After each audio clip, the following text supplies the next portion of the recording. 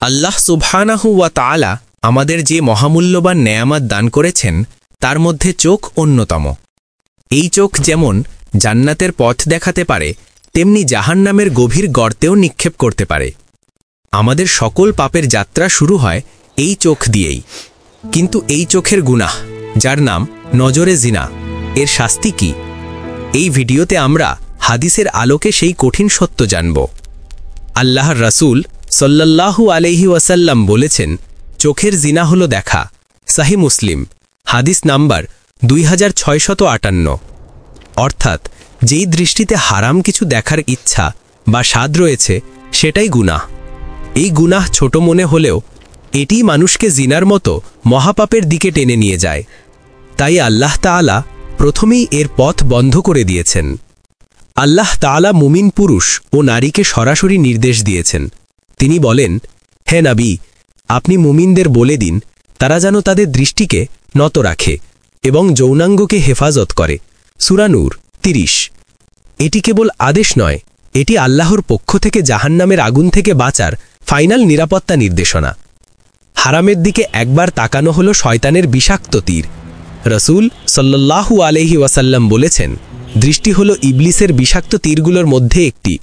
যে ব্যক্তি আল্লাহর ভয় তা ত্যাগ করে, আল্লাহ তাকে ঈমানের এমন স্বাদ দেন যা সে তার হৃদয়ে অনুভব করে। আল হাকিম। সুতরাং হারামের দিকে তাকানোর প্রথম শাস্তি হল হৃদয়ের আলো নিভে যাওয়া। চোখের গুনাহের শাস্তি কি?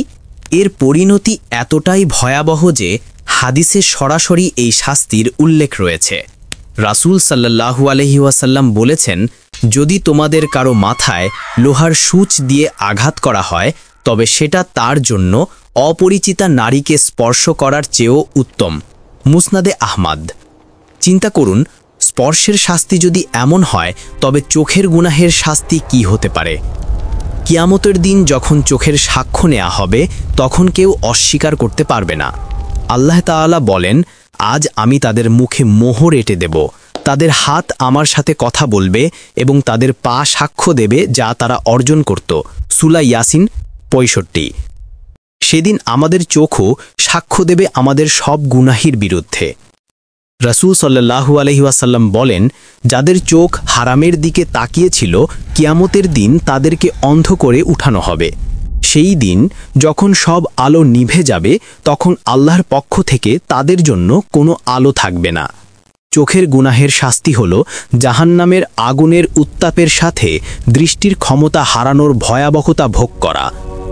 শাস্তি যেমন কঠিন, মুক্তিও তেমনি সহজ। আমাদের শুধু এই একটি কাজ করতে হবে, দৃষ্টি নত রাখা। রাসূল সাল্লাল্লাহু আলাইহি ওয়াসাল্লাম বলেন, যখন কারো দৃষ্টিতে কোনো হারাম পড়ে যায় আর সে তাৎক্ষণিকভাবে আল্লাহর ভয়ে তা ফিরিয়ে নেয়, তখন আল্লাহ তাকে ঈমানের এমন মিষ্টিতা উপহার দেন যা সে তার হৃদয়ে অনুভব করে। মুসনাদে আহমদ। রাসূল সাল্লাল্লাহু আলাইহি ওয়াসাল্লাম যুবকদের 3টি সহজ টিপস দিয়েছেন। তিনি বলেছেন যে বিয়ে করতে সক্ষম সে যেন বিয়ে করে, কারণ এটি দৃষ্টিকে নত রাখে এবং যৌনাঙ্গকে হেফাজত করে। আর যে সক্ষম নয় সে যেন রোজা রাখে, কারণ রোজা তার জন্য একটি ঢাল স্বরূপ। সহিহ বুখারী, হাদিস 5066। রোজা ও তাকওয়া হল চোখের গুনাহের বিরুদ্ধে সবচেয়ে বড় প্রতিরক্ষা। আল্লাহর স্মরণ ও কুরআন তেলাওয়াত হল হৃদয়ের আলো। যখন হৃদয়ে আলো থাকে তখন চোখ হারামের দিকে আকৃষ্ট হয় না। সবসময় এই দোয়া করুন, ইয়া মুকাল্লিবাল কুলুব সাব্বিত কলবি আলা দিনিক। হে অন্তরসমূহের পরিবর্তনকারী, আমার অন্তরকে আপনার দিনের উপর স্থির রাখুন। চোখের গুনাহের শাস্তি ভয়াবহ, কিন্তু আল্লাহর রহমত তার চেয়েও বিশাল। চোখের গুনাহের এই ওয়ার্নিং থেকে আমরা শিক্ষা নিতে পারি। মনে রাখবেন, যেই চোখ হারামের দিকে তাকায়নি সেই চোখ কিয়ামতের দিন আল্লাহর দিদার লাভ করবে। এই হাদিসটি আপনার জীবন বদলে দেবে। 3 জোড়া চোখকে জাহান্নামের আগুন স্পর্শ করবে না। আল্লাহর ভয়ে যে চোখ কাঁদে, আল্লাহর পথে যারা পাহারা দেয় এবং যে চোখ হারামের দিকে তাকানো থেকে বিরত থাকে। তিরমিজি। মুক্তি ও সফলতার জন্য কিছু আমল। প্রথম, দৃষ্টি। যদি হঠাৎ করে চোখ কোনো হারামের উপর পড়ে যায় তবে সাথে সাথেই দৃষ্টি ফিরিয়ে নিন, কারণ প্রথম দৃষ্টি ক্ষমাযোগ্য।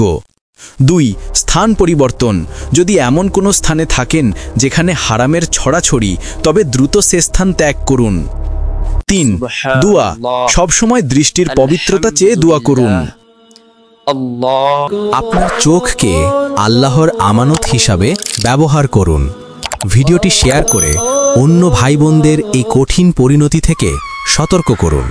আমাদের চ্যানেলটি সাবস্ক্রাইব করুন।